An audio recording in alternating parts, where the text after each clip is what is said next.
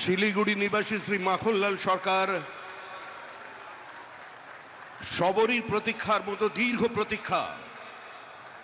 Bharat Keshari doctor Shyamaprasad Mukherjee, যিনি ভারতের সংবিধান এবং ভারতবর্ষের অখণ্ডতার জন্য এই বাংলায় জন্মগ্রহণ করে নিজের প্রাণ দিয়েছিলেন, যাকে কাশ্মীরের জেলে রহস্যজনকভাবে কার্যত খুন করা হয়েছিল, এবং তার সেই যাত্রার যিনি সহযোগী ছিলেন, সেই মাখনলাল সরকার ৯৭ বছর বয়স হয়েছে তার, তিনিও আজকের দিনে আমাদের এখানে এসে উপস্থিত হয়েছেন।